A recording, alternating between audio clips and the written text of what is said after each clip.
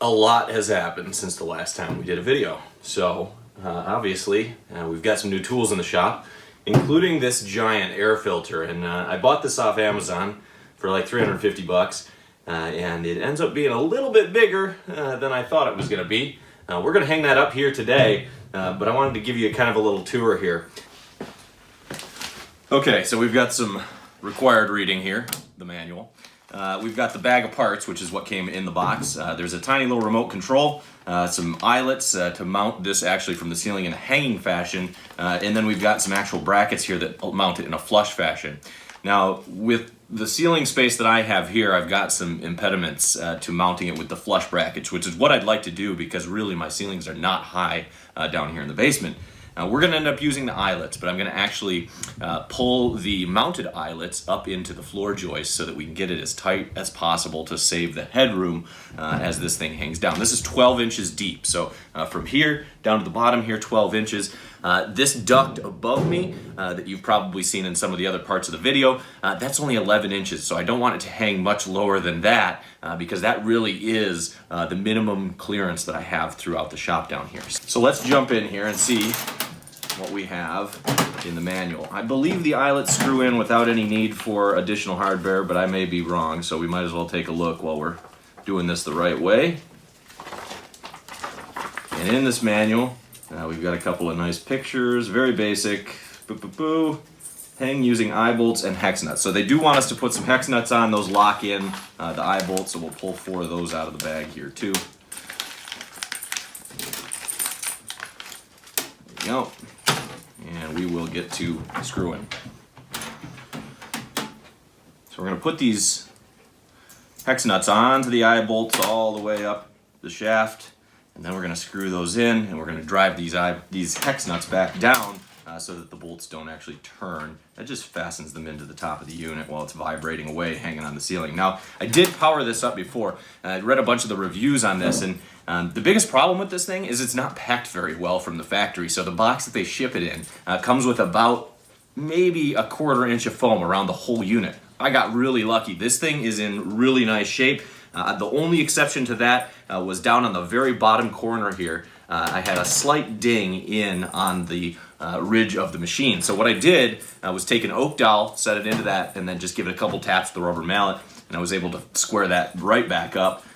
And no paint loss, no real damage that I can see otherwise. So got really lucky on that. We're gonna go ahead and get these things in here. All right, so we've got those eye bolts in. I'm gonna push the pause button here, guys. We gotta go make a hardware run. So to mount this from the ceiling, what we need is a couple of more eye bolts. It doesn't include any of the actual hardware to mount it to your ceiling, which is a little different than the Wen unit you can get for 100 bucks. Now that's a much smaller unit. But we're gonna need to go get some more eyelets to put into our floor joists, and we also need some sort of mechanical link to go between those 2 eyelets. And I think what I'm gonna get is like a turnbuckle almost, so that we can, or a turnbuckle, basically a chain link with a locking screw. I'm not sure what those are actually referred to as, but we'll get a couple of those, and that's how we're gonna attach this. So hang around, let me go get some hardware from the store, and we will be back to hang this thing up on the ceiling. Go to the hardware? Huh? Let's do it.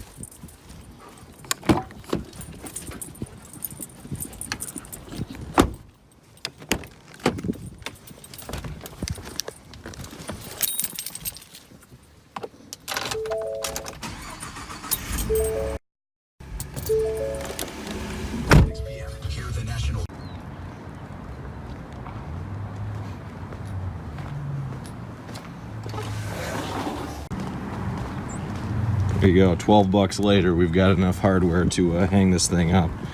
These little guys were way more expensive than I thought. These guys were not expensive at all. So 12 bucks, 10 of it was these little buckles that I was talking about, 2 of it was that. So let's get back to the shop and hang her up. All right, so here we are back in the shop, and these little guys are actually gonna work out pretty well, I think. They give me enough clearance that I can get some hang down from the ceiling, which I need. We're gonna look at that in just a second, but as I back these things off, you can kind of see they're really, really nice clips, or rather links. Just pop these guys on, And then you can tighten them back up and you've got a fully closed loop. So neat little fasteners. Use these in a lot of hanging projects because I like how positively attached they become when you screw them back together. I was talking about now, I'm standing up on a stool, so that's why I'm kind of crouching. I've got this feed pipe that all runs to the bathroom on this far side of the house. That's all just water. This is a ground wire, and then we've got some utilities for the actual shop here, our 20 amp service that runs down to the far end of the shop. So I know that I have 3 inches to take up with that unit, and I don't want it to hang much lower than our lowest mount point, which is actually this little guy right here. This is the biggest bracket that hangs down. This one's about 1.25 inches. This one's a little less, just due to the way that it's hanging on the wall here. So we're gonna actually bring this down, and I think we're gonna go 1 3/4 inches up from the bottom of the floor joist for our eyelet mounts. So that's gonna pull it real tight up to here so that when we run the unit, it's not hanging down below the ductwork here. All right, I wanna drill a pilot hole for my eyelets. So we're gonna start on this side.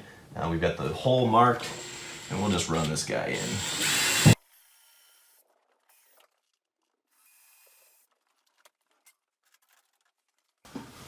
Now we're going to hand screw the eyelets in here, and they are just a hair bigger than the pilot hole, of course. Trying to make this fairly easy on myself, so we'll run them in to the point where the threads are even with the face of the wood here. That's just a nice reference point for us. I like to have it so that the actual joint in that eyelet we're not hanging on that open end. So basically we're keeping the closed end down. I just feel like that makes those a little bit stronger if they do stretch or pull at all. If we hang on that, it's not going to cause those things to separate. So those 2 guys are in. Let's get the other side mounted. All right, so this is where it gets a little bit tricky because we have to mount that 24 inches from our hanging eyelet here. And if we do that, that puts our position right here in the middle where there's nothing to mount to, of course. So what we need to do is put another joist between these existing floor joists. And you can see I chose one here. I kind of strategically positioned it so that there's no wires in the way here. This one's gonna be tricky just because we got the pipe. I think we can work around that. It's just gonna be a couple of screws. But this one is nice and open, so we should be able to put both those joists in and then hang those other eyelets right where we need them. My miter saw set up here. Let's go ahead and get that marked down. We want 14 7/8 for that first cut, so let's go ahead and mark that and see if that fits.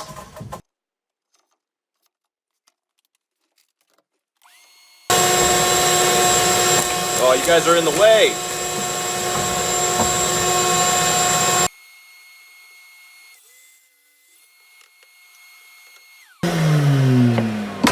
Alright, so the dust collector was on, and I've got a small hose that runs to the back of this thing.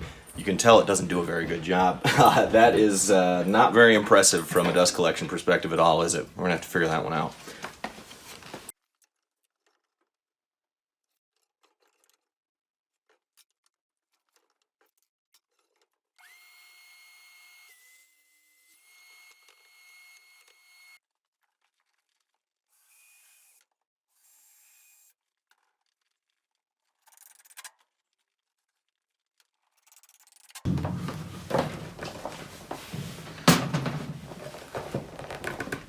Oh yeah, she's in there. We need to measure from the eyelets that we just installed to the joist extensions that we installed. Make that mark at 24 3/8, and then we'll go ahead and screw in the second set of eyelets, and then we'll try hanging this thing up. Now, this is fairly heavy, so I'm not sure how that's gonna work yet. We'll see if we can fashion some ingenious way of hoisting it up there, just us. Busted knuckle, must be working in the shop. So here is the extremely precarious setup here. It was actually setting pretty flat on there. What I did was actually take a couple of really heavy duty zip ties and start to ratchet it up from 2 corners. And then what we had to do is get those eyelets hooked up, and it was tricky. So we got the first one hooked, and that's good. We still have this one just temporarily attached, and that one as well, loose. The ladder actually is carrying all of the weight. And like I said, it looks super precarious, but actually not as terrible as it seems. So we're gonna keep fighting this thing up there, and then I'll show you what we get when we get to the finish here. All right, so we've got 3 of them down now. We've got 3 connected. It's hanging pretty good. It needs to come a little bit lower on this end, which is the inlet where the filters are. Purposefully, of course, positioned over the table saw, the joiner, and the drum sander, so that it's sucking up most of the dust that's being generated in the shop here. So we need to lower that down, and I had to take that bracket that we put out in to reach back, because I didn't actually think about this too carefully. There's not enough room for me to get my hand up through there to fasten that fastener. So I had to take that one out. Now we're gonna put that back in and put that final holder on. And actually what I'm gonna do is put that on the inside this time rather than the outside, and that's gonna allow me to work right up in there without having to reach around behind to get that fastener. Hanging on her own, I'm standing underneath her, feeling pretty comfortable with it. For the last little touch up here, we need to get the power run over to the outlet. And I wired a couple extra outlets down here a while back, and let's try again with that cable tie. Wired a couple outlets here a while back. We're gonna use one of those as our outlet for this. I'm using the flush mount bracket up at the top here to just keep the wire a little bit out of the way of the control panel here. And then once I get that fastened, we'll nip it off and we'll run that over to our outlet that's just above. Well, it's a little bit of a bear to try to do this alone. It ended up being a little bit more of a handful than I was expecting. So you saw the precarious perch. I kind of joked it wasn't that bad.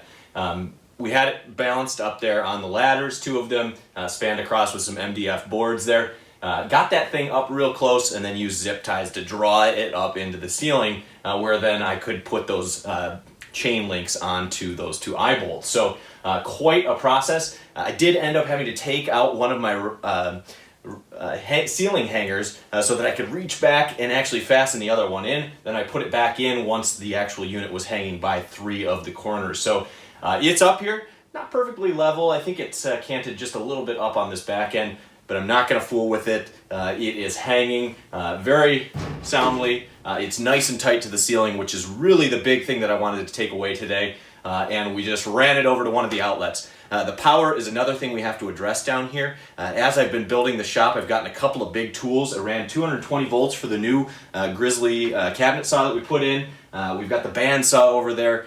We've got a new dust collector from Jet over there. And we've got a new Performax drum sander. All this stuff's Craigslist. We'll talk about it later on.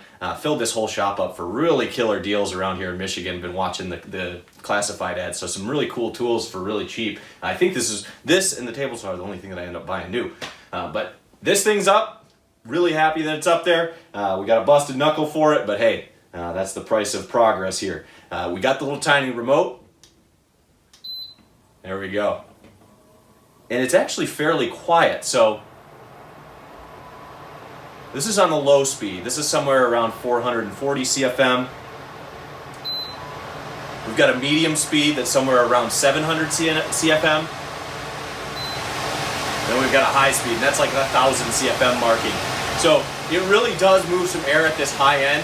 It's about 69 decibels, so you can hear me speaking up over it. It's certainly a little bit louder, but it's not unbearable. Honestly, I was expecting a little bit more intrusive noise. It's not terrible. I think that when you're working behind it, especially cameras in front where the actual squirrel cage is, it'll be a really functional unit. We might be able to leave it on circulating air while we're working around the shop. When we're doing videos, we'll turn it back down so you guys can hear too.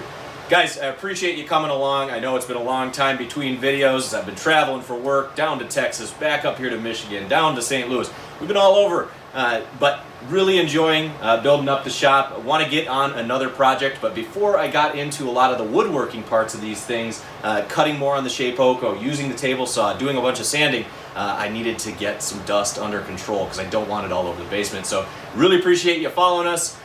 Come back if you liked what you saw here. Hit that like button, subscribe. We'll be back with some more cool videos. Thanks a lot, guys.